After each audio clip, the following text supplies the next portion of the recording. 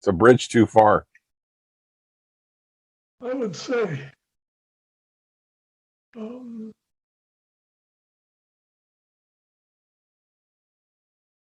that's better. We see code.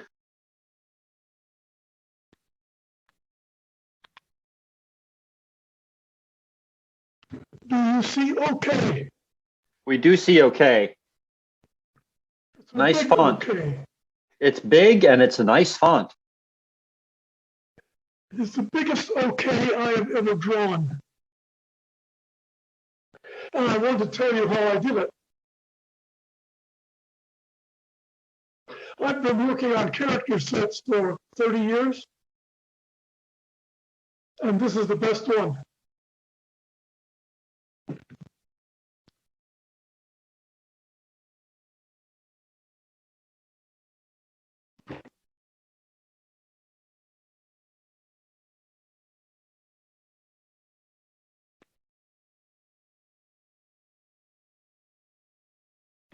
There are 3 copies of my current character set. At the top is the normal size. Next is 6 times larger. And finally, one that is 10 times larger. You notice the arrangement of characters. 0 to 9, A to F, G to Z, 0 to F, superscripts,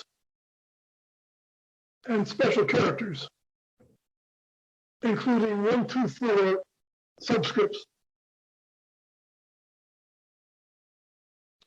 Now, my goal in designing this character set was to make best use of the similarities between characters. For instance, O and B have a great deal in common.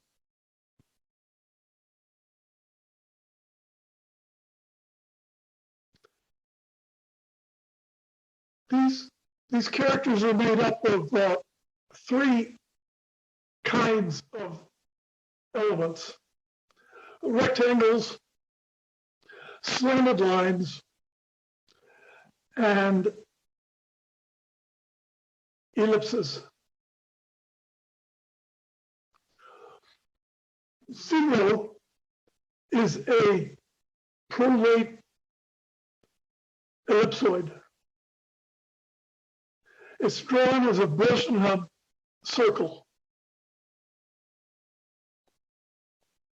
Bressenham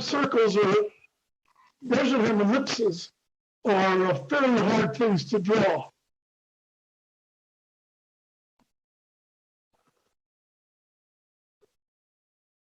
But you can scale a circle just by multiplying it by a constant in one axis. So you expand the horizontal axis and you get a oblate ellipse. Expand the vertical axis and you get a prolate ellipse. And all the curves of these characters are segments of such ellipses. Now, a Bressenham circle has 8-fold symmetry. If you draw 1/4 of it, you get all 4 quarters of it. And if you draw a point and reflect it 4 ways, you get as much of a circle as you want. Let me show you a code for an ellipse.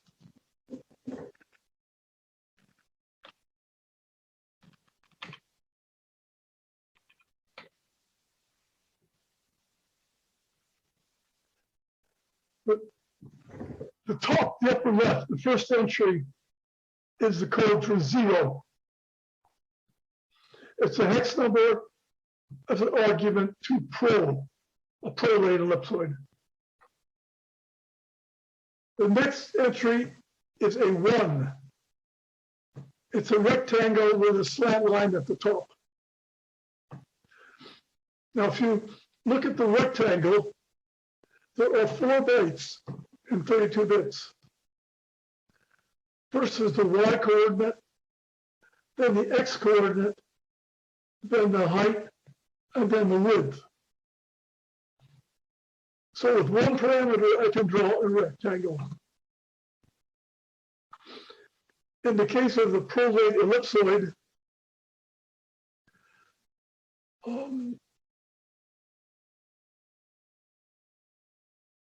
FF is the mask, saying I want all 8 segments. 1C is the Y coordinate, 0E is the X coordinate, and 1,4 is the radius. So we repeat this 64 times, and you get the descriptions of 64 characters.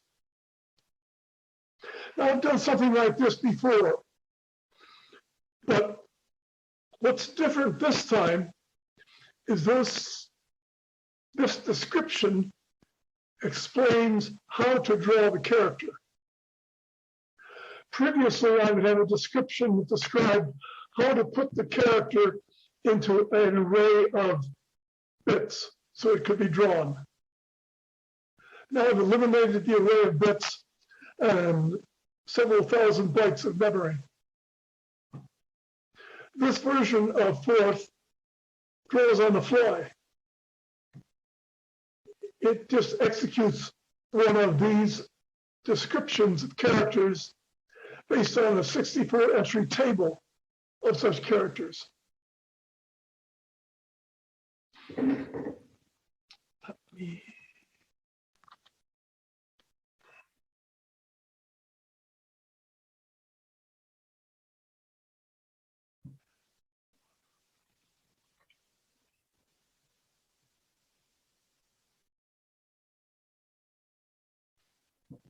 Here's the block of code that defines characters. One of the interesting things about this character set was that it don't have a space. Space is a 4th word, which you call as necessary. You can't interpret a space in the middle of text. Carriage return is another special word. And then there are the special definitions, sup for superscript and sub for subscript. They reference the definition of the numbers 0 to F, but offset them up or down.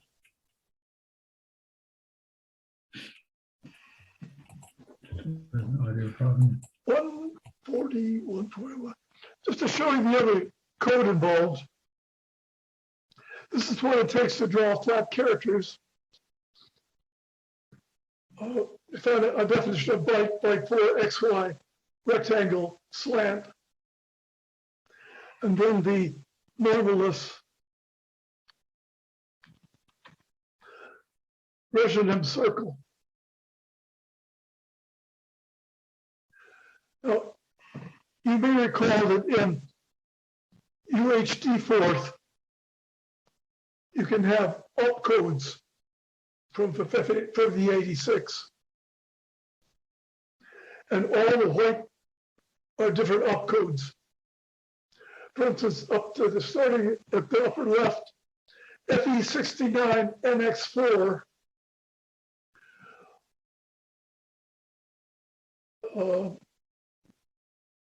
doesn't multiply.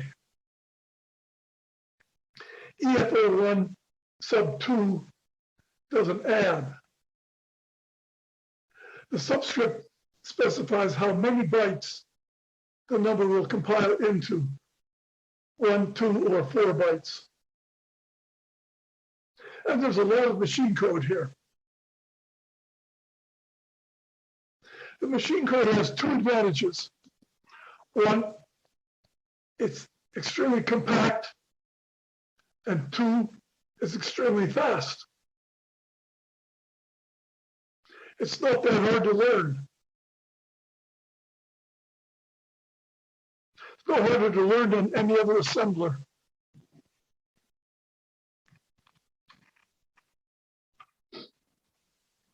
Let's look at how I constructed the giant characters. The description of characters in terms of rectangles, slant lines, and circles is scalable. It's scalable at runtime. At the bottom, we have the definition of OK. It positions the cursor to the upper left and sets the size to 39. 39 times minimal. .w is a word like .quote that will type out the blue text following it. So OK types OK. Panic types don't panic. Hello types hello world. And I'm sure you're bursting to see those.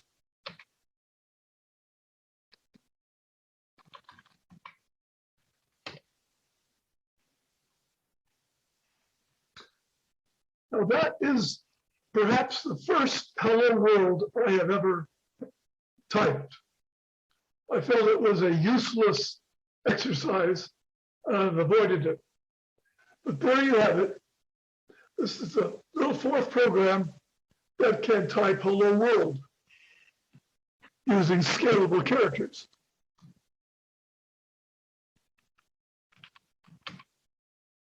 And there's our nice friendly don't panic. I refer to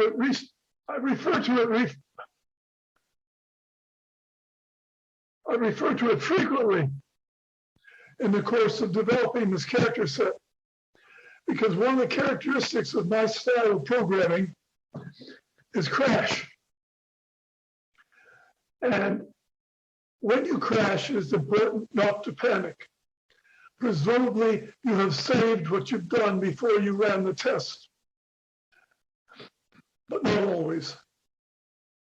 And finally, the giant OK.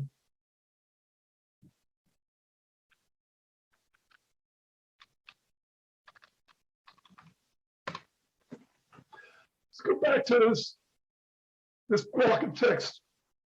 Incidentally, all of my text is stored in blocks. And perhaps you can say why, because each concept only requires a block of code to describe it. And I can reference these blocks of code in any order. Up at the top is a familiar word, semicolon code, which you may remember from early fourths.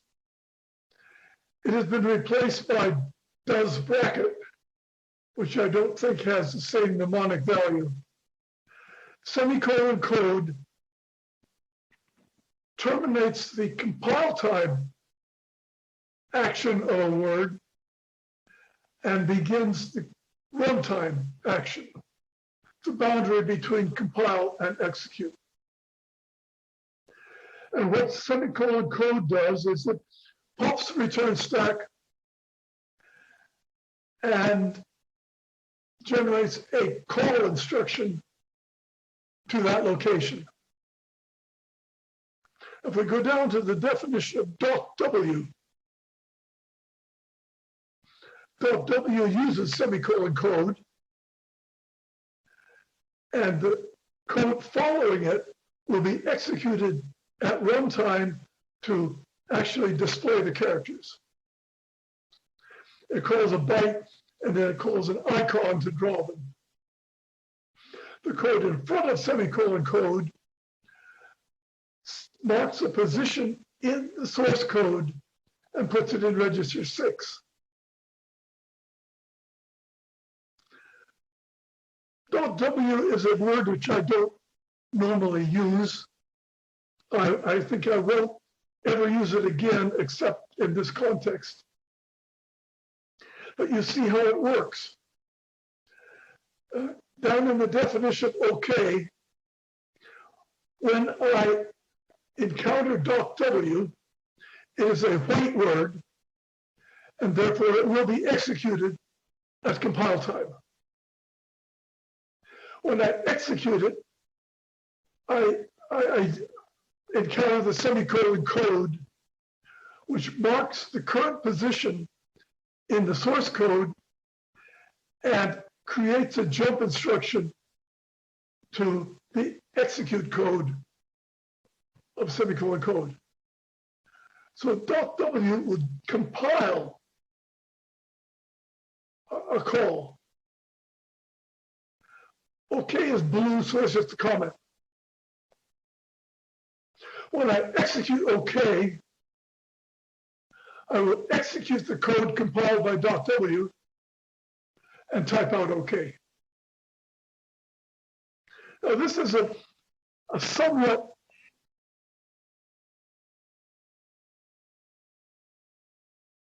this is a good example of how Forth is an application-oriented language.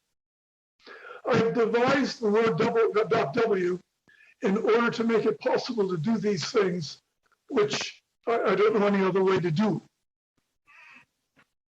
And it is clever because it depends on compiled words, executed words, comments,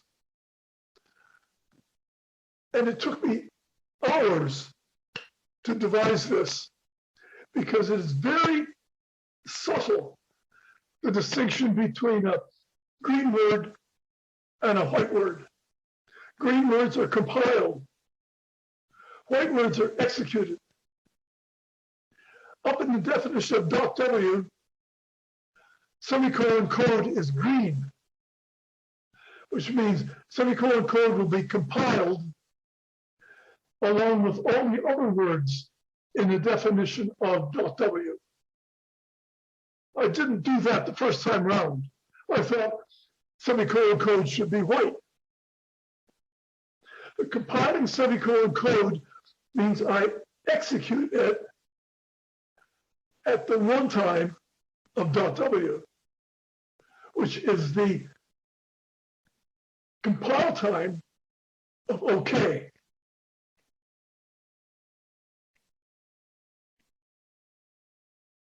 It's a lot of fun. I can almost, I can say I enjoy creating puzzles of how to code something, which I can then solve to my own great satisfaction. And this is pretty neat.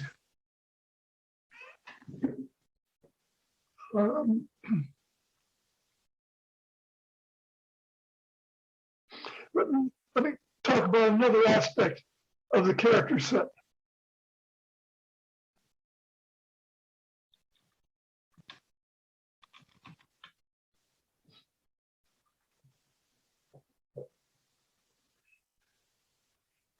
I have always advertised Forth as being simple because it had words separated by spaces.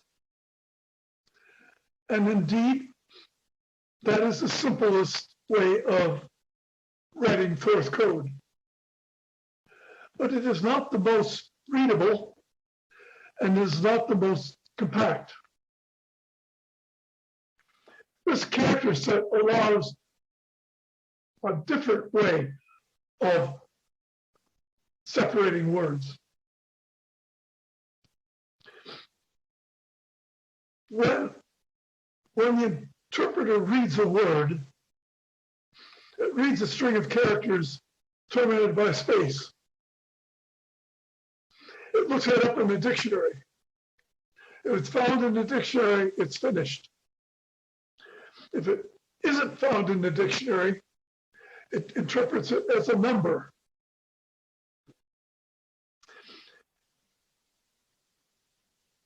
There's a parameter, which is either 10 or 16, distinguishing decimal from hex numbers. If that is set at 10,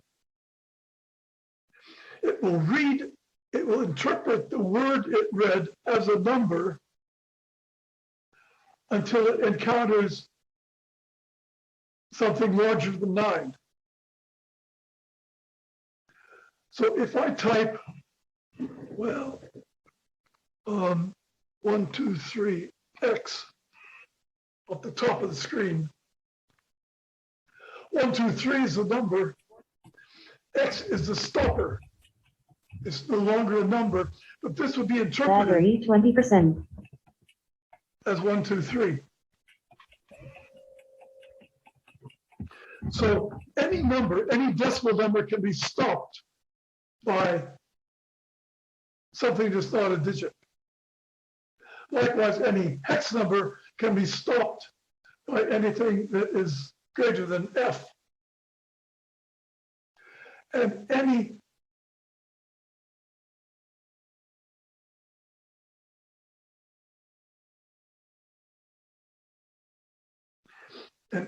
bigger than Z, which is superscripts, subscripts, and special characters, will stop a word. So if I type 3 dot, I will get 3. This lets the code be a little more compact. If I think example,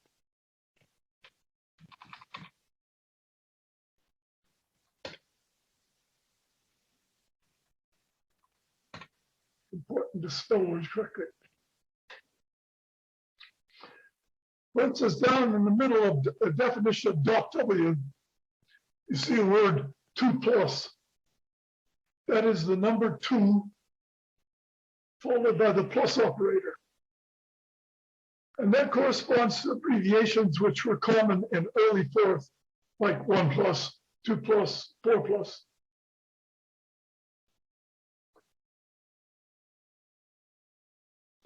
So further down in the definition of UL, there's for X store. That's for X space store, because store is an operator and doesn't follow into a word. And up at the top in semicolon code, you see the word 0 pop. That's 0 followed by pop. And that's a pop of register 0. E8 sub 1 is an E8 followed by sub 1, which is the compile operator, and so forth. These words can be squished together in pleasant, readable ways, which lead to somewhat more compact code.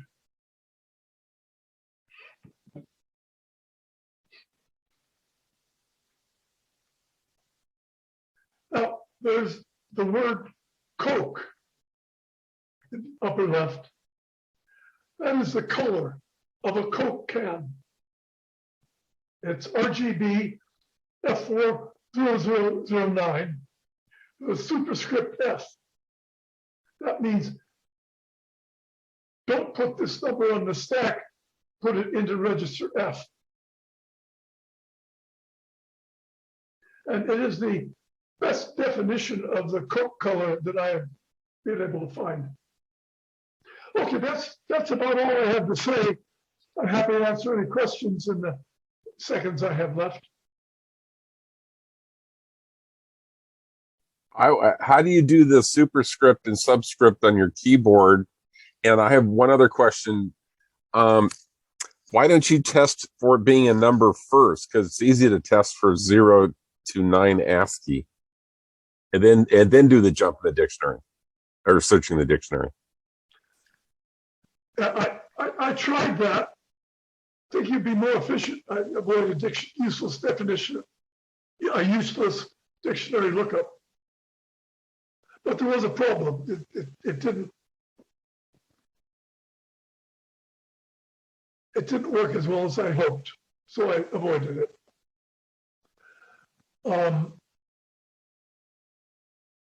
The superscript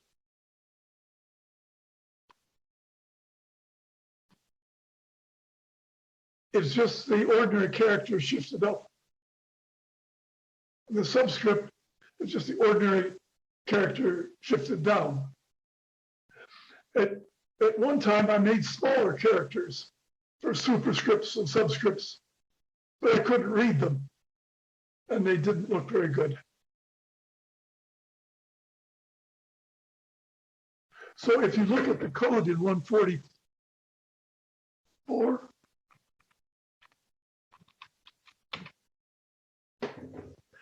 well, in the middle are the bunch of superscripts. And the code for the character 36 is 0 superscript and followed by 1 through F superscript. So those definitions are quite compact. They reference an already existing description. They do require 10 bytes. 5 bytes for the 0. Oh, it's actually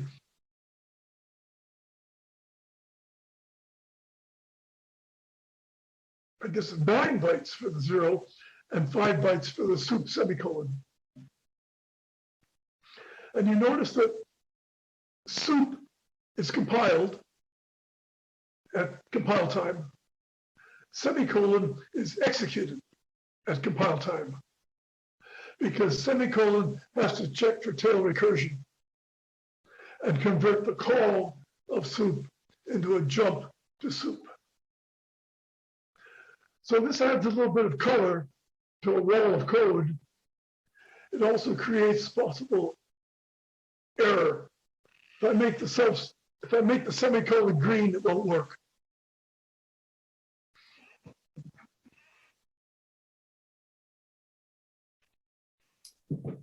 Did this add much complexity to your interpreter, making it understand these numbers in a different way from what we understand from the old Forth?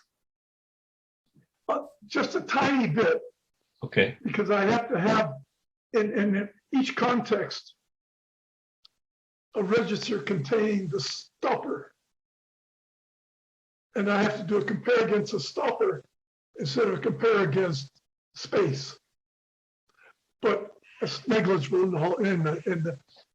with this character set, it's negligible. With ASCII character set, it would be a nightmare. Okay, so you solved the one problem by changing the character set. That's neat. Exactly. Thank you.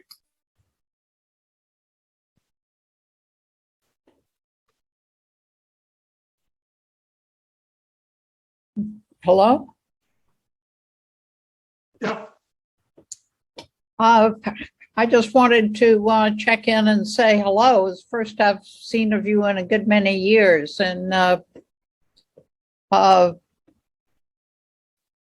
looks like you're doing well and still having interesting ideas. That's great. Nice to see you.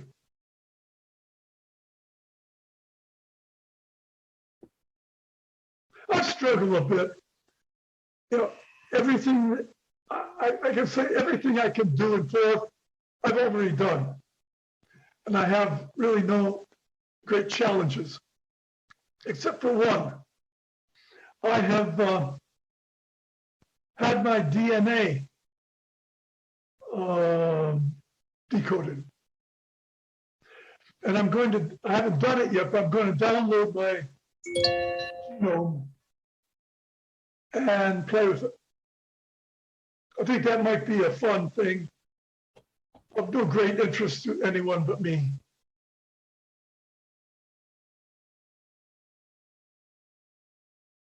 I understand there's a lot of ununderstood DNA code in our current genome. Maybe you'll be able to find it. Yeah, there's some curious analogies between DNA and Forth code. And I will talk about that at my next meeting. That Koreans have an association with birds under some circumstances. And this is going to be the first in a Don't know what that was. The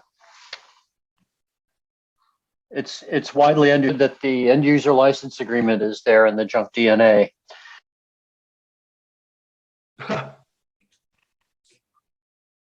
Elizabeth, it's nice to see you. You're welcome to present at any of our meetings, and we'd be pleased to have you. Please drop me a line. Oh, thank you very much. But I haven't really been doing anything even remotely technical for many years now. I'm just enjoying relaxing and traveling and doing fun things. It'd not be anything technical. We'd be pleased to hear of anything you'd care to talk about. Fourth day is restricted to fourth, but our other meetings are a little less strict in that regard. Well, thank you. I'll be around. But I do have to go now. I have another appointment. But thank you very much. It's been a great pleasure seeing you all again. Take care. Take care, Elizabeth. We miss you.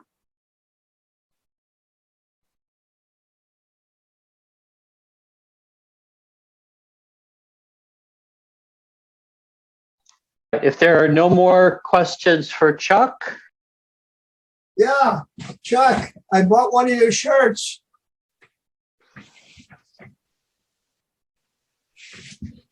Be like Chuck. I didn't get I a think Chuck commission. Chuck should get a piece of the action. Where'd you buy it? Online. There was a reference to it in the SV Fig mailing list. If you can't find it me online, I will forward you a copy. I forgot you wanted earlier. Chuck is the inventor of KISS, the KISS principle. Yeah. Chuck is the old father. So y'all got to be more like Chuck.